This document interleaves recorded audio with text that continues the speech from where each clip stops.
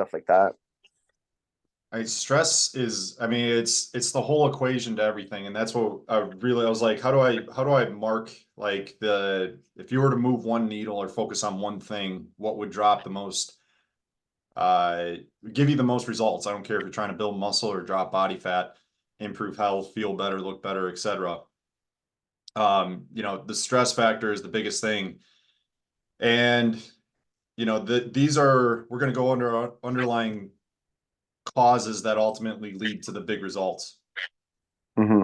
So the goal here, let me get into presentation mode.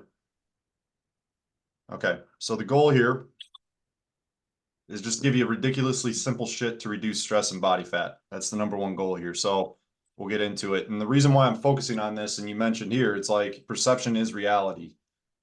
So how you view these things, how you take them, how you ingest them, whether it's any type of stress, whether it be from life, from business, from food, from your own thoughts, uh, all the crazy shit that we've experienced over the past 4 years and beyond.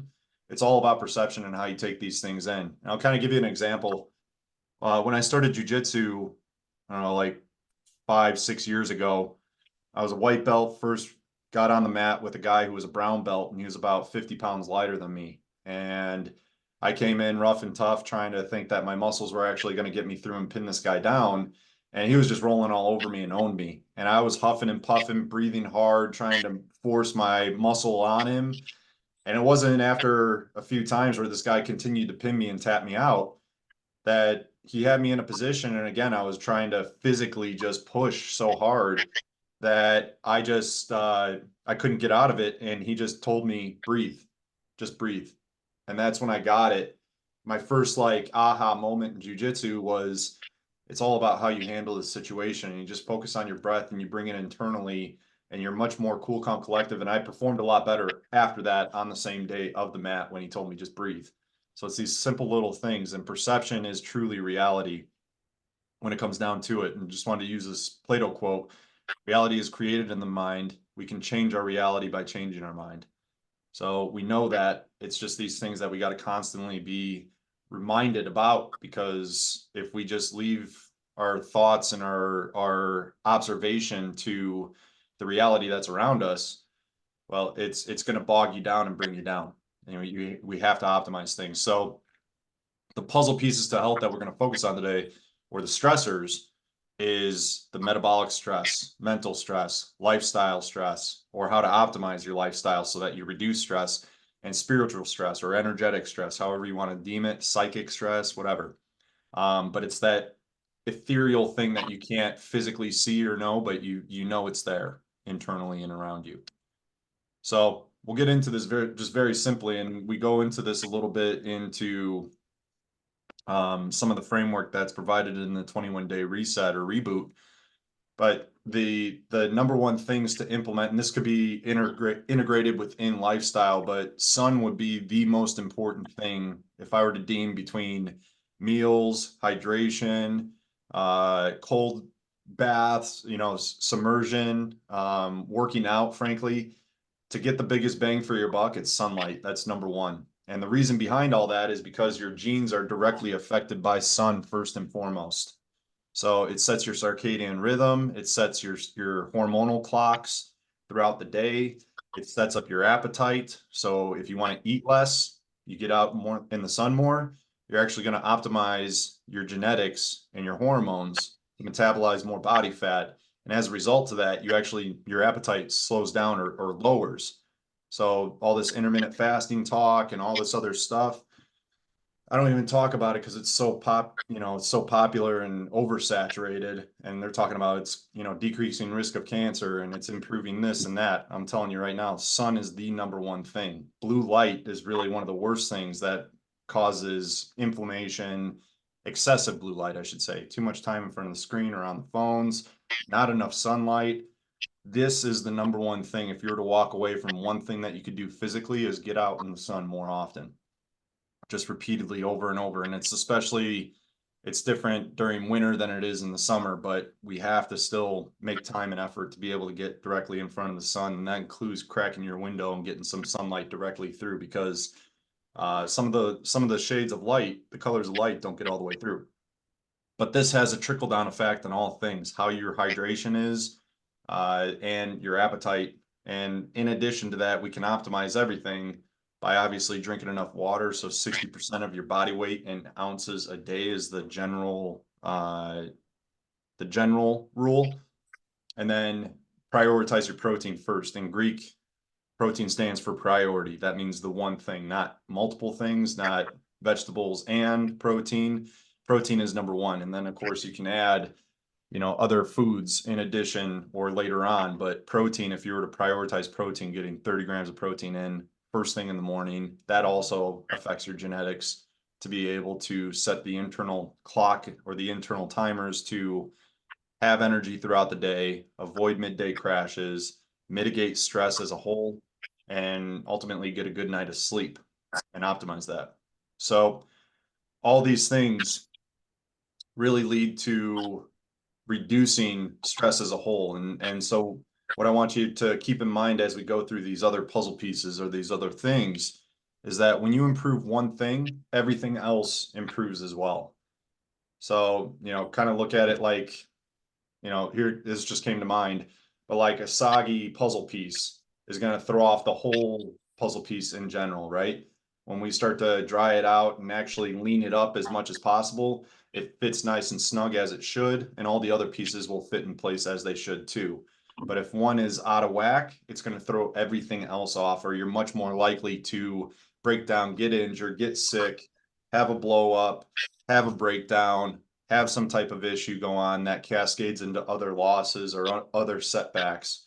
Whereas if you can stack a stress reduction process or lifestyle and way of thinking and habits and tendencies throughout the day, you're just going to be reducing stress, which makes you more clear, calm, cool, collective, and you're going to be more in the present moment. You're going to be more in tune with yourself so that you can adjust, adapt, and take on opportunities as opposed to being clouded and kind of in the future or in the past and not in the present moment and getting caught up in things that shouldn't really stress you out but do. The difference is between somebody who's injured on the court and somebody who's fresh, young, and clean and clear and focused and has been practicing and is ready for the game versus somebody who kind of fumbled and didn't practice, partied the night before, and didn't do their homework. They're going to perform less optimally. So these are all things that should just be daily practices, some non-negotiables. So when you look at this and these things I highlight, I mean, if you just wrote down sun, if you wrote down me, I use the clock for meal timing more than anything, but it's also a representation of how the sun affects our circadian rhythm. Protein, water, if you just adjust and focus on these things as it's stated in the nutrition framework, you're going to be taking care of yourself metabolically and having 80% of the foundations on lock. And these are just verbal cues, visual cues that you can use to remind yourself. So the next one I'm going to go over is spiritual. And this is your character, your input equals your output is the best way I want to describe it. So however you define spiritual, it's input equals output, which will affect your mental state, how you talk to yourself, how you view yourself, which we'll get into. So self-image psychology, but it's the things that you surround yourself with. And these are the things that I come across with guys in many shapes and forms, not all of them always, but it's usually these things that I find are holding guys back the most and stressing them out internally, mentally, emotionally, and spiritually, which affects them physically. It bogs down your energy, it drops you down, it actually lowers testosterone. Stress actually lowers testosterone. So let's just look at that in terms of what this all does. So it's the people that you congregate around, the people you associate with. This is highly influential. And so we got this image right here of, garbage being dumped into the head from the TV. Just input equals output. If you were to drive anything home from this slide, what you put in is what you're going to get out. I put this out here. This was a coffee cake that I had. I just took this from the internet, but it was the same type of coffee cake. I had a Saturday to myself. And, my son was out and I'm like, you know what? I don't really drink anymore. So I was just like, I'm going to have a coffee cake with some coffee. Ended up having half of it, which is way too much. Felt it. I was watching a movie and felt like shit the day of and the next day. I felt like I had a hangover. I was just shitty thoughts, poor mood, not my normal self. I didn't feel driven. I felt more negative. And it's these things all have a price. And we can have them in moderation. We can have them in doses from time to time. But when we overindulge or we indulge too much, it starts to shape our thoughts, which shape our bodies. So I just wanted to give this an example. So shit food, time wasting activities, which has to do with social media. I got guys who are just, they shouldn't be following these women on Instagram, and they just become a distraction. Whether they do anything with it or not, it just ends up being time wasting, energy sucking activities. Relationship stress, that's another factor. Alcohol, too much weed, self-talk being the biggest one out of all these things, but all these influence each other. So, and you could put social media in general, but it's usually things that don't serve us. I've eradicated my social media from these things just because they're distracting. They fill up my mind with useless things. Instead, I'm focused on all the things I'm professionally interested in, and it gets me thinking about it personally. And so when I do scroll on Instagram, when I do scroll on YouTube, it's all things pertaining to my interest. And if there's anything that stands out, I erase it, I unfollow, I tell the algorithm, I don't want this. So you got to curate your environment. You got to curate your input of not only food, but the self-talk, the things you listen to, the things you watch, the people that you talk to and that you listen to. These are amongst the biggest things. And even when, you can't remove some of these things, you have to separate yourself mentally, you have to separate yourself energetically and be able to be an observer and watch without feeling.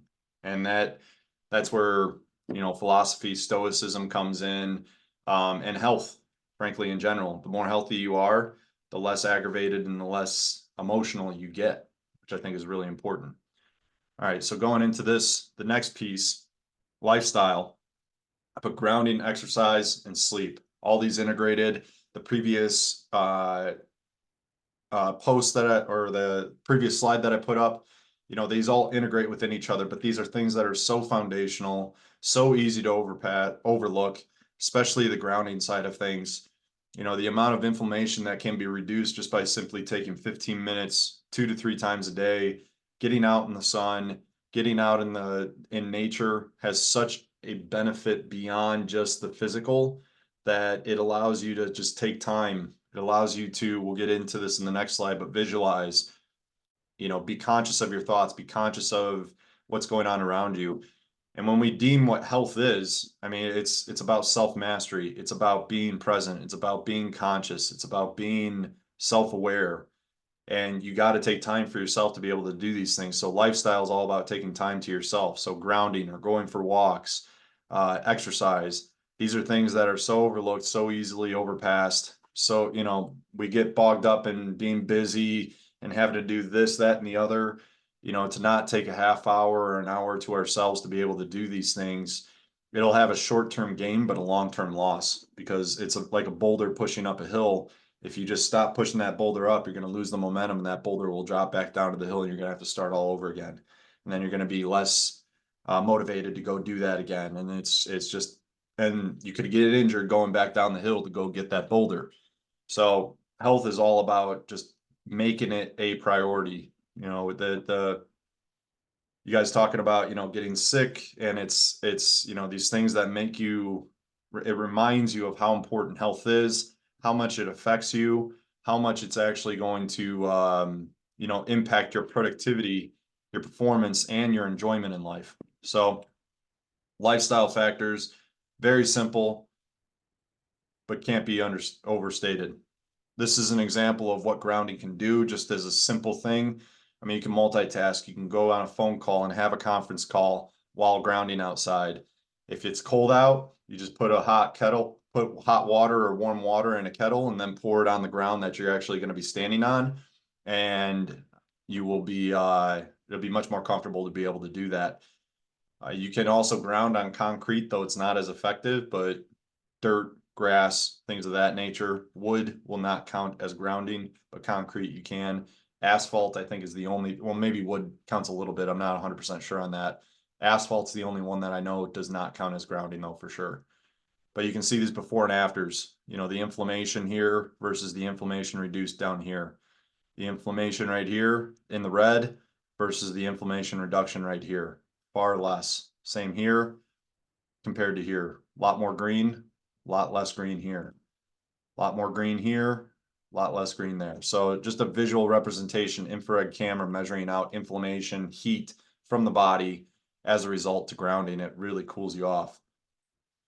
So this, to me, is probably the most important piece to the whole thing because it literally shapes your ability to implement a lifestyle, to orchestrate and organize your environment, to implement the sun, protein, water, and hydration.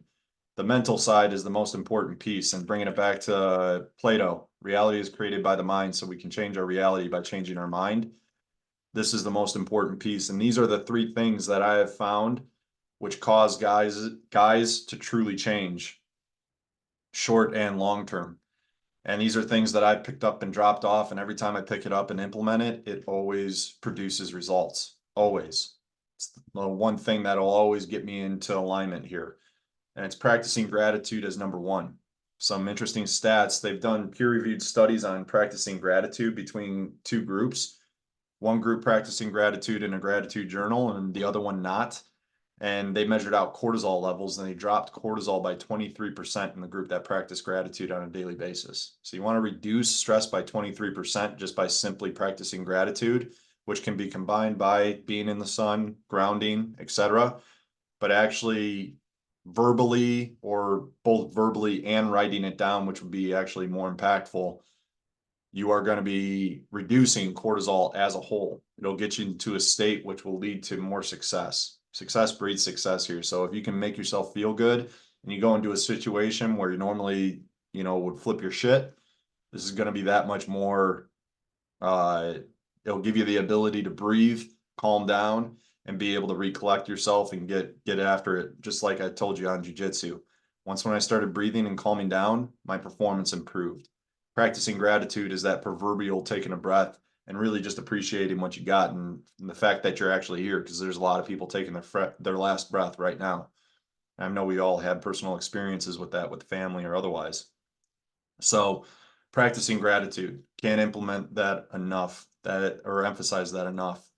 That is so overlooked. 23% drop in cortisol production, which means that cortisol, when it drops, testosterone goes up. So how many guys are doing TRT? How many guys are doing actually exogenous testosterone and not practicing gratitude? Big gap right there, in my opinion. It's like like I said, you improve one thing, everything improves in this. So that's the holistic approach to all this. So that's one of the things that will, when you decrease cortisol, you increase your ability to uptake nutrients and absorb things. You digest things better. So your actual absorption of the nutrients that you take in from your meals, from your food, is actually going to improve. Same thing with any supplements that you take. Same thing with anything that you utilize. Even if you were doing TRT, your cortisol is going to be dropping down, which means that you're going to be able to retain and maintain the testosterone that you have or that you're taking. So you can't argue against this, in my opinion. The next thing would be writing down your goals. So having a journal, don't have it on me right now. No, I don't. But I have an AM PM journal. I just use a Moleskine notebook. I prefer to write everything out. So what I will do is I will focus first thing in the morning, 3 things that I'm grateful for. And then I will repeat what I'm going to do to win the day and come up with at least 3 things that I need to target for the day. And then I will write out how I helped others, and I'll come up with 3 different things in the PM that I did to help others. And then I'll also state how others helped me. And then I'll put down 3 examples of how others helped me throughout the day. So it gets you into this like giving, very servitude type of mentality that you're implanting subconsciously because you're writing it down and you're also practicing it, putting it into practice, repeat, repeat, repeat, repeat. Over time, you start to look for ways to give so that you can write it down. You start to become grateful for the time that people give you, or the attention, or the energy, or the whatever it may be. So it just makes you much more present about what's going on in your life. And these are the things that really, if you were to draw what gives joy, it's the ability to be able to give, and it's the ability to receive things. And I think that's a monumental part to it all. And then the other really good one to that I'll fill out actually throughout the day and review at night is 3 things that I learned, which usually ends up being way more. But I'll write down what I learned throughout the day. So whether it's a YouTube video or a conversation or some research that I'm doing or whatever aha moment that comes to mind, I'll write that down, and then you can review that. This is how you're able to retain more of what you learn. And as a result to that, you grow internally. And as a result to it, as you put time into this, you're going to grow externally too. And then all this being said, it's the self-image. Self-image psychology is one of the most profound things when it comes to personal development that I don't think it's talked about enough, is how you see yourself. Do you see yourself as a healthy individual? Do you see yourself as a wealthy individual? Do you see yourself, being the leader of your family, of your business, of your clients and customers? Do you view yourself as being muscular? Do you view yourself as being the fucking man? Do you view yourself as being stern, strong, confident? Do you view yourself all these things? You have to mold this and shape it just as you were to mold and shape a muscle. You can't go into the gym. Guys fail when they go into the gym because they don't have a plan. They'll go in and just start lifting weights and it feels good and they'll get sore, but then after a few weeks or a month, they don't get sore anymore. So they're not getting the feedback they once got, or they're going from 0 to 100. And yeah, of course, it's fun and exciting at first, but it turns into a toxic relationship where it's hot and bright in the beginning, and then it just starts to get dull and very stressful after a certain point because they don't have a structured program. They don't have an image, and they can't embody that image because they don't know what to do after just showing up. So you have to really develop a knowing and understanding and a reality outside of your physical reality, and really become a master at that and being able to create what's in your mind. That I'll state kind of like a thing that's outside of the woo-woo or ethos aspect to this, or the mystical aspect to this, is the placebo effect.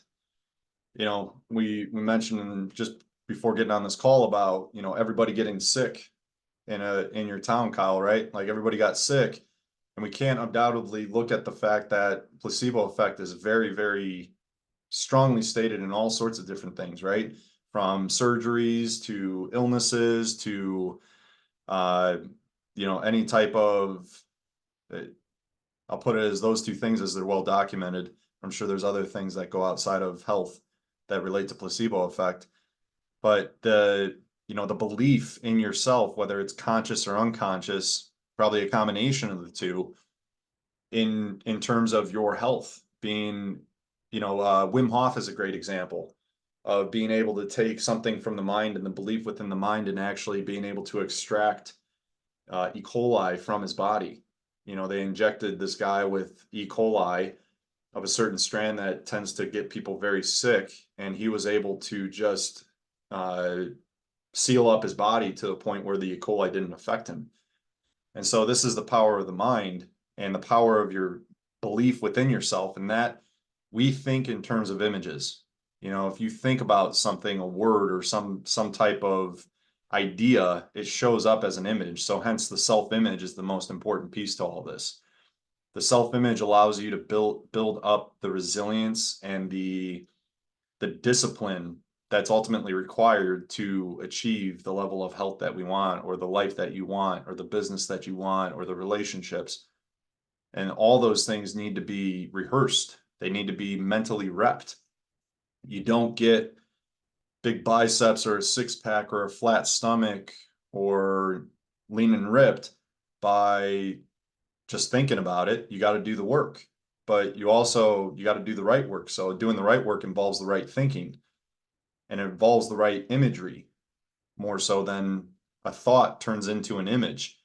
And so this is how we think as humans. And so it's really important to be very clear on what that image is. And if you don't have a clear image of what you want to look like and who you want to be, you're going to fall back to the level of your preparation, which may be, you know, your current state. That's what you may envision. And people fall back to their level of preparation or to the vividness of their self-image.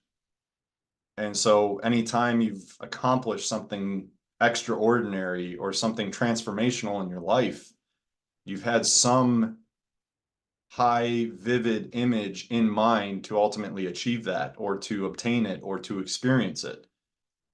And it's not a when you're that vivid and concentrated on something, there's less doubt, there's less fear, there's more focus, there's more concentration, there's less stress, there's more presence, there's more mobility, there's more strength, there's more power, there's more poise. So this is the same thing that I teach in strength training, where it's like we got to teach the same factors that ultimately lead to building strength in the muscle and the body that apply to anything else in life. And this is why I say health equals wealth, because it's the same mechanisms, the same thinking, the same way of thinking that ultimately drives the physical health, the mental health, the life, and the spiritual health. All these things got to combine and be in alignment to ultimately get the results. They're not segmented or separated. So this is an example just to kind of give you, okay, self-image, what do you want? You know, you got to pin it to something, vision board. You got to pin it to a video or some type of imagery that you can give yourself to say, this is what I want. This is what I want to do. This is what I'm going to do to get it. And you got to get very clear on that. You got to have a specific image in mind. And it may not come right away, but you got to develop that shit. You got to rehearse it. And as you rehearse it, it gets more defined and it gets more clear and it gets more concrete. And as a result of that, that's how the physical starts to change. So you have to implement this among all the other things.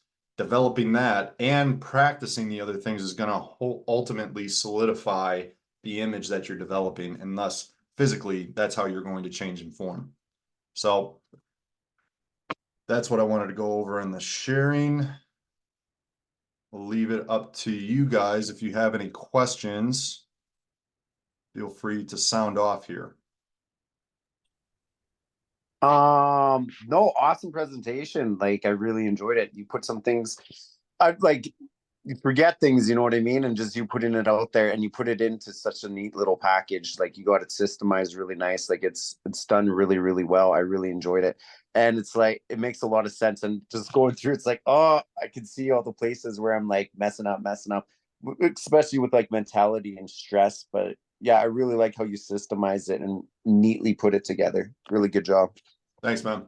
Yeah, I mean, I'm speaking personally with all this too. Like I listen to guys on YouTube methodically, or I'm listening to a book every single day. Like when I'm driving, I tell guys when I meet them up at the gym, I'm like, what'd you listen to on the way here? You know, what'd you listen to on the way to work?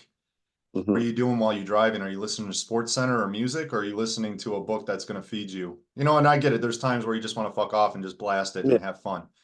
But I'm even with my music now, I'm actually curating a lot of it to I haven't gone as extreme as going like 432 hertz type thing, but I've gone in terms of like the lyrics are very important to me now. Like Yeah. because they're mantras, what you repeat over and over and over again, right?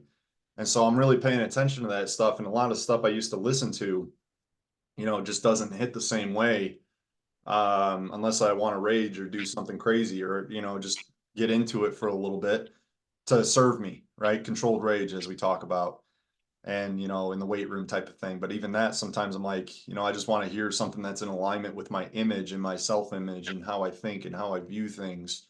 And it doesn't give me room to bullshit then. No, And go I ahead. totally hear you. But going along with you what you said, like I feel the same way. I sometimes I listen to non-lyrical music and I've listened to some hurt music and stuff like that. But what I did is I went on Speechify and I started making text. I read this book, how you talk yourself, what you say to yourself, and I've made like programming. Do you know what I mean? So Yeah. like positive reinforcements and stuff like that. just everything that I kind of want to be and who I want to become and stuff like that. Again, it's systemizing it, and I probably made it too much. I got to simplify it a bit. Like I got like 80 pages on the Yeah, yeah. Speechify and try to listen to it, but like I got to break it down a little bit more and cut some of it out. But I totally hear what you're saying. Yeah, because music can totally influence you. And I remember when I was a kid, like listen to like the fucking shit I listened to, man. I Like know. you know, I it's know. like I it's like know. no wonder why I have I know crazy that relationships and exactly. everything. Like it all makes sense because you're listening to this shit. But yeah, I love what you're throwing down. Awesome stuff.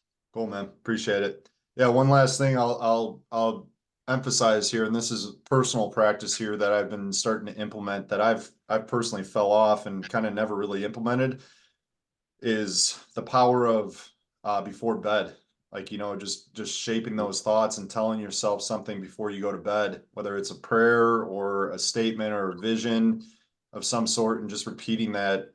You know, the conscious mind tends to shut off and be I don't, whenever I think of something at night, I don't have an excuse. You know, it's just like, Mhm. it's simply a thought, an image, and like, okay, it just is, right? You don't question your dreams. You don't get in the way of them, you know? So that the golden hour is before bed. And, I really, really started becoming very conscious of that. And, you know, all I can tell you right now, can I say like something has manifested from it at this point in time? No, but it's just been I'm waking up with the same thought that I went to bed with, which is to me probably one of the most profound things out of it all. And Mhm. the golden hour before bed used to be me and my son watching TV and just like, you know, dad crashing. And Yeah. now it's much more systematic where I'm blocking off, you know, at least 15 minutes to where I get to bed on my own without anything and occupying the mind other than intentional thought, which to me was one of the hardest things to do because that's when you're most tired and drawn out. Mhm. Right on, guys. Any questions on the nutrition guide or the framework or anything else? Or are we good, smooth sailing until the next week? I think. Well, for me, I'm pretty good on that. Okay. How about you? Alfonso.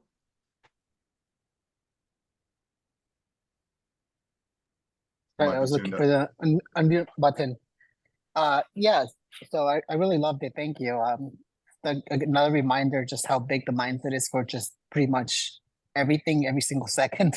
Yeah. Uh, and I was just wondering because my challenge is that it's hard to have a routine because it depends on the meeting that day or what big project I have. So sometimes I have to change my schedule, but it happens where sometimes it's evening and I'm so tired and I could do a yoga Hmm. session or I could do a workout without weights going to the gym or something like that.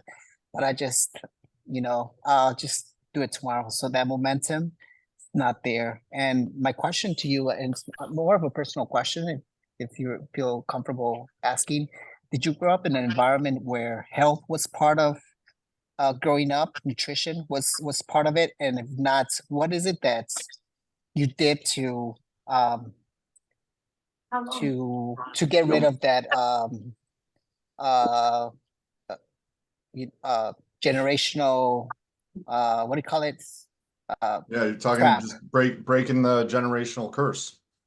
Yeah, that curse, breaking that curse from, Yeah. it's been probably going on. And my dad passed away at 66 from Mhm. diabetes, obviously. So and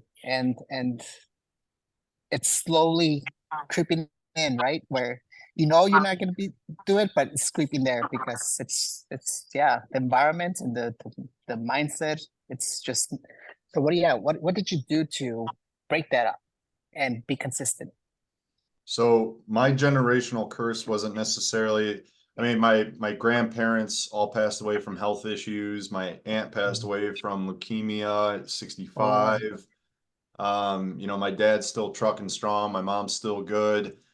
So immediate health concerns and things of that nature was never really like at the forefront of my mind. I was always athlete first, so I did whatever I needed to do to improve my performance to some mhm. extent. But my younger, you know, as a teenager, alcohol was definitely prevalent in terms of, you know, just partying and things of that nature. So health was there, but also abusing myself in some ways. But I'd say my generational curse has been around, for the most part, finances. You know, that's been the obesity epidemic in my family, is just I've been breaking the generational curse financially. I've done so many things differently compared to my parents are in full support of me. I've never had anybody like say, you can't do this, you can't go after that. But I have been really, you know, head first into changing the trajectory financially for my family, and health has been really the vehicle for me to do that. So when you see me being so passionate about health, like what's driving it, it's to change the trajectory of my family, not only financially but holistically. And finances are probably the biggest deficiency and dysfunction in my family, and how I'm certainly by no means there, but I'm like, I see the six pack coming, right? And it's forming and the stomach's getting flat and things are really happening where I'm like, okay, I'm around the right people too. You know, so there's Right. synergies That's big. around things that you're doing that you'll notice. So around weight loss, you know, when you start having people, let me put it this way. Um, to break a generational curse, you have to change your self-image and your beliefs. You have to. And you have to be diligent about that. You have to be militant about it. Your reality outside your environment, immediate environment, including your body, does not determine your vision, right? You make decisions based on your vision, not your situation. Otherwise, you'll continue to repeat that situation over and over again. So, when I had to pay for use this in relation to, you know, you look at yourself in the mirror, you put pants on, or you get sick, or the energy's not there, or, you know, your situation where it's like you're bogged down at the end of the day, and why can't I just go do yoga? Why can't I just go do it? You know, beat yourself up over these things. And then it becomes a trend that is self-defeating and not in alignment with yourself. Um, the the best way to combat those tendencies and that willpower is to just be extremely methodical with the lost my train of thought here.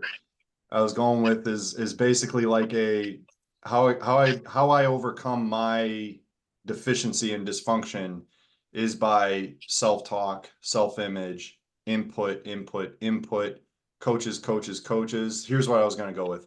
So as an example, like to surround myself with people who are far different than my family, who have completely different results than me, I would align myself with people who had the results at the level that I wanted to achieve it at. So you surround yourself with people who think the certain way, who talk a certain way, who achieve the results that you ultimately want to achieve. So you do anything and everything you can to surround yourself with those types of people. So the books, the YouTubes, the individuals, your friends, everybody that you listen to, you know, you're going to have to go out and play your own game, you know, outside of those realms. But when you have time to ingest and input the right type of um, thinking, it is going to change your results physically.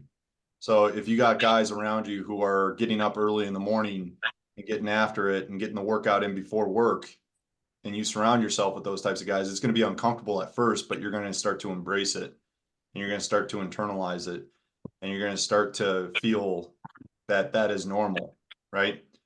If you surround yourself and you're surrounded around people who don't focus on health, who don't give you shit for eating, you know, the wrong food, or who don't give you shit for not working out at night, or who say, come on, just come out this once, or just grab a drink, or just do this, that, and the other, that pulls you away from the vision, the end goal, then that's what I mean by that slide where you got to really focus on your input and look at who and what you're surrounding yourself with, from food to social media to friends to family members, and separate yourself to a degree where it allows you to breathe and take in the right information and develop the self-belief and the self-image that is going to get you to change physically.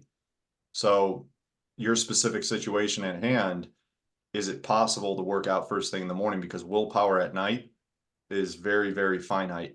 It's very Right. drawn out. Is that possible?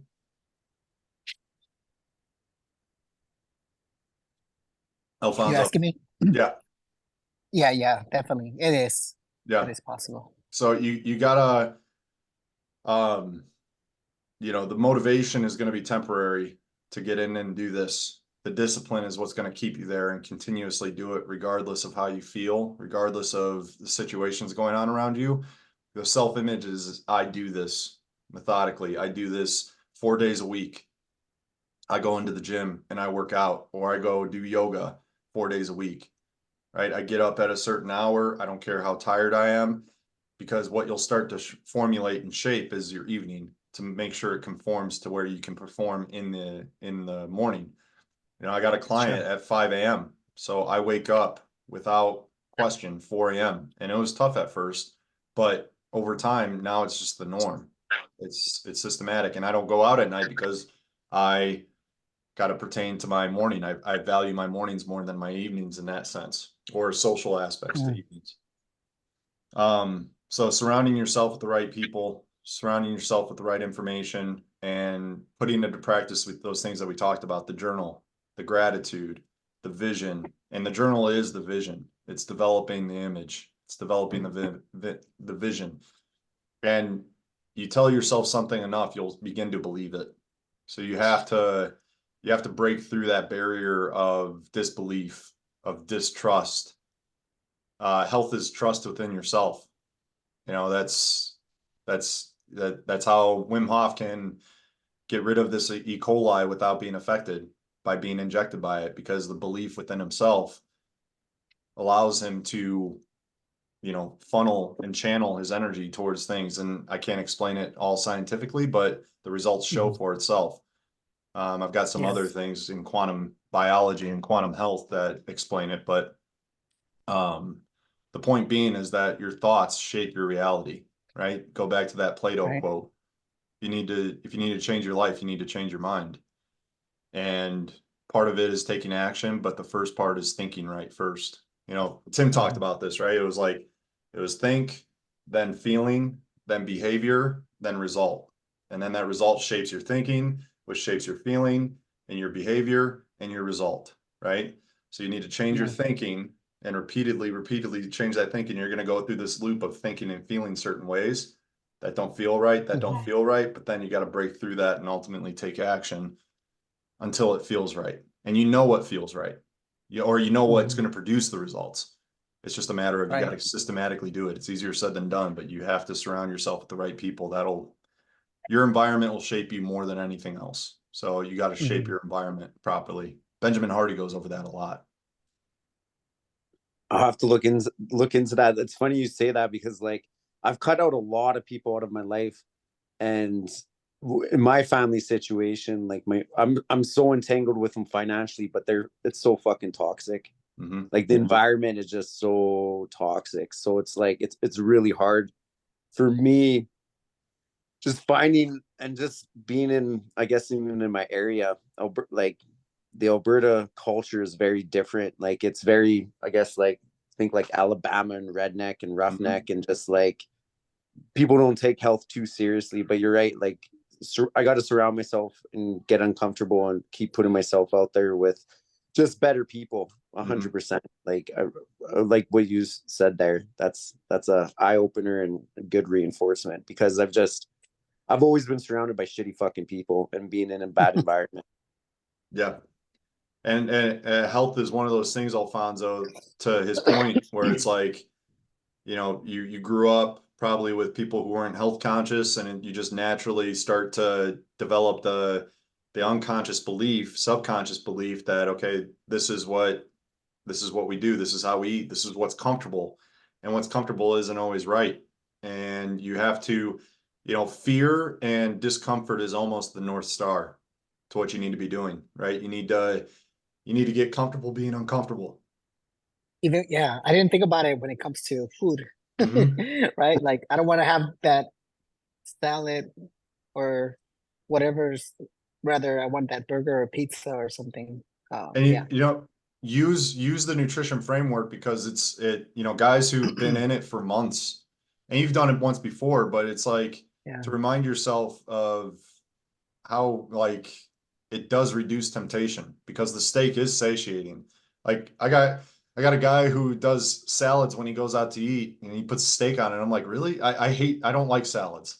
I'm like, to me, it's just like, it just doesn't satisfy me. It's not one of those things that's appealing to me. Give me some chicken wings, hell yeah. But it's still within the parameters of the nutrition framework. You can eat good, you can eat rich, you can eat, you know, fulfilling foods. It's just it's not the coffee cake like I had the other day, right? That's true. Yeah. It's, you know, I had a ribeye after that and damn, I felt really good and it was extremely satiated and I was very happy and looking forward to the next one. And, you know, so the more you can curb yourself around that, and then there's the social aspects of it where people will give you shit for eating healthy. And I had a client the other day who's like, what if we turned it around the other side and gave him, you know, somebody can rip on me for getting, you know, broccoli and steak. And, you know, my brother's overweight is what he was saying. And he's like, what if I turned around and said, you know, what about you? You know, this guy's overweight and he's fat. Okay. I'm gonna give you shit for getting the potatoes and getting the gravy and the bread on top of everything. But, you know, fitness is looked upon as discomforting to people. And so they're gonna call it out much more than the other side where the comfort foods aren't gonna be called out. And, you know, so yeah, shaping your environment. That's interesting. Yeah. Yeah. So the shaping your environment, I Yeah, think, that's is the interesting, most right? You important get called, thing. What's yeah, you that? get called out.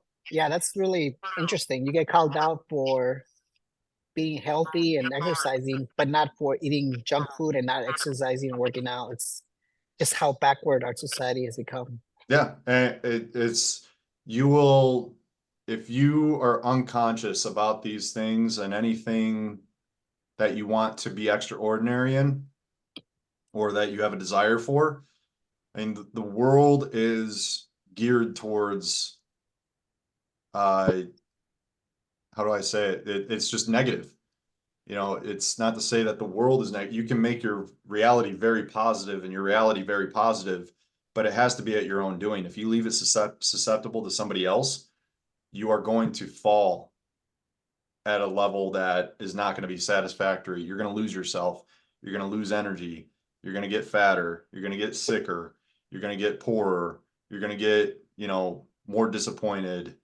All these things. It doesn't lead to growth. But when you invest into something Right. that gives back to you, you're always going to get a return on investment. You're always going to grow.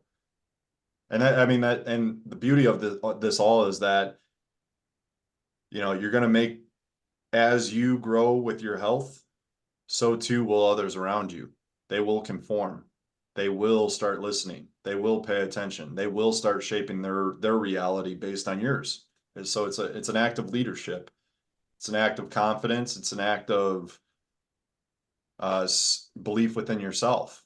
And, you know, as you start to change, it's going to create polarity and people are going to call it out.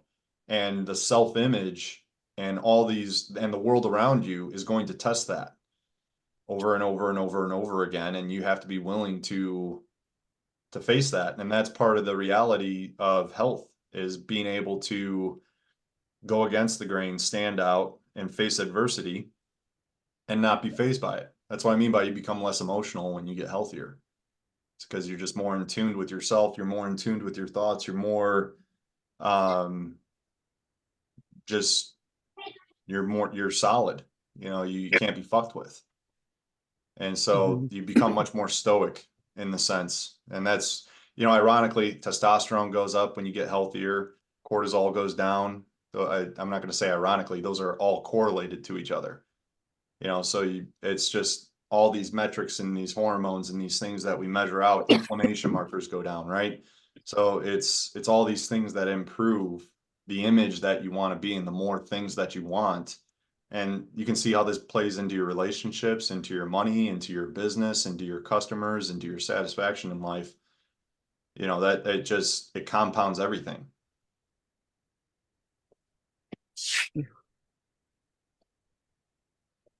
So does that answer your question ultimately? Yeah, definitely. Thank you. Cool. Very helpful. Yeah. Powerful. Good.